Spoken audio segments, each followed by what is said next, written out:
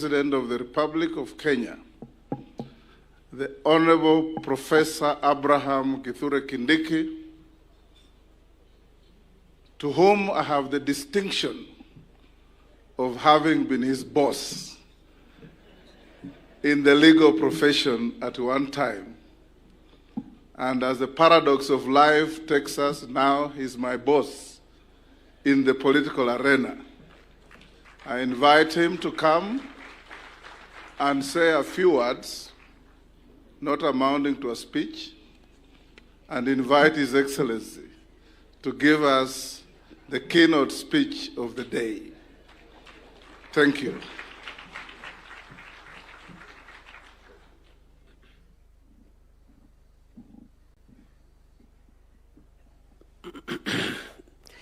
Your Excellency, President William Ruto, Your Excellency, First Lady, let me start by saying that I am not the one who took Chepkonga's slot for pupillage.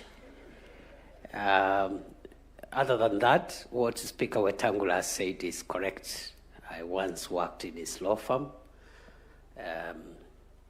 many years ago. Your Excellency, allow me to say the following.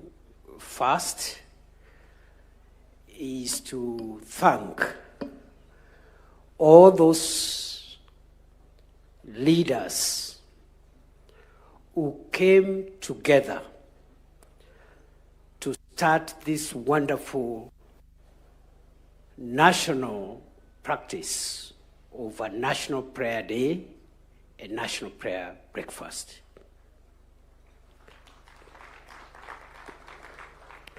I grew up in a family of a Methodist cleric,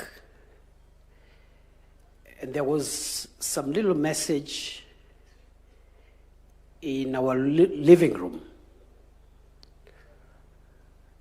which was in Swahili. And I've seen in many Christian homes a similar, especially while we were growing up. I don't know whether it's the same today. So there was a small thing in our living room hung up there to the effect that a family that prays together stays together. For a nation, I believe equally, just like a family, a nation that prays together will stay together. There is hope for Kenya. Number two, Your Excellency, I also want to say that this event helps us to reflect on our common destiny and take stock. And I believe it's the practice in many other countries that have a similar tradition. It's good to take stock of our journey as a nation so that we can look at what we've done well, maybe what we have not done so well, and from the scriptures and the sharing and the songs and the prayers which have been made here, we have had good moments and maybe other moments which we would have done better. And that is a good thing also, Your Excellency, because Socrates, one of the greatest philosophers, did say that a life unexamined is not worth living. It is good to examine ourselves at every point, reflect, and take stock, so that we are not on one continuous journey making good speed, but without the reflection to help us understand whether we are doing things right. And many times when we reflect, we'll find areas to correct, improve, and make the journey ahead even better. I say so because, Your Excellency, a story is told of a pilot who announced to his passengers that, ladies and gentlemen, we are making very good time. We are cruising at very good speed.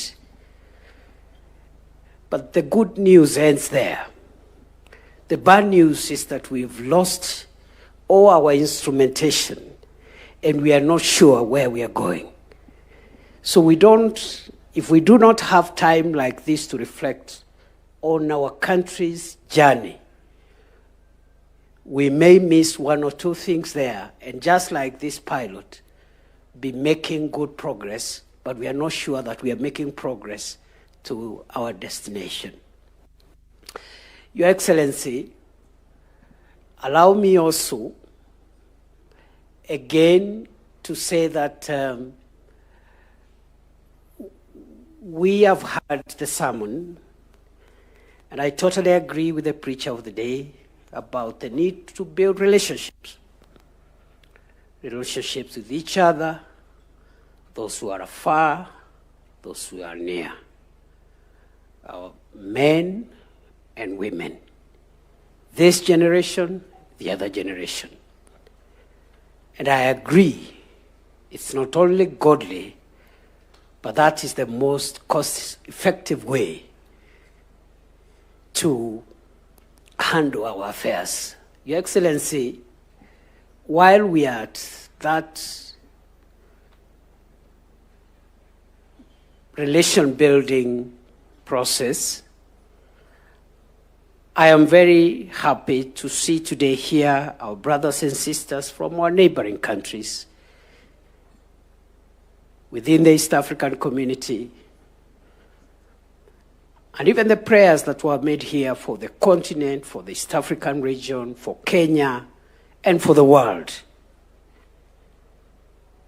And looking at the choir here, of course, the choir is much improved from last year's performance. Osoro and company, pongezi. I think there is greater harmony and greater melody than last year. Last year was a bit chaotic. But Your Excellency, I say that we need to work on these relationships continuously, and looking at what was presented here, especially with our most immediate neighbors, Tanzania, Uganda, is a good thing. And I hope some of the exchanges we've seen from our political leaders between our countries, we must use a moment like this to arrest those situations, because it doesn't look tidy when brothers and neighbors are talking at each other. We must build good relationships and sustain them. Your Excellency, in the same manner, we need to build relationships across generations.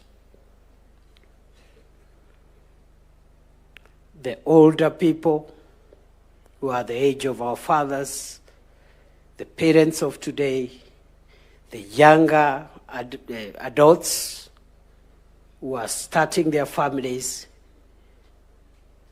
the young children, and even the unborn. That intergenerational friendship and solidarity is important. No one generation is superior or more important than the other.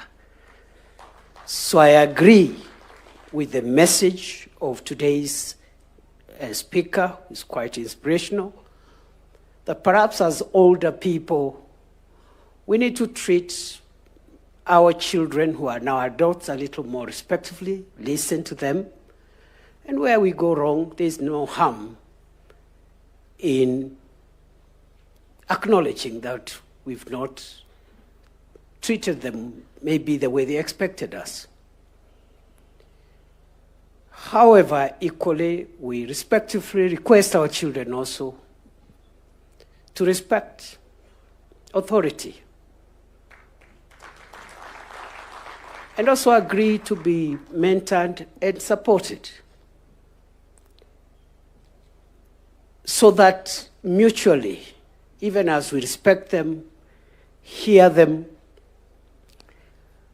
apologize when we are wrong, they should equally respect older people, even if not for any other reason, simply because they are older, because there are things that you'll not learn in any college.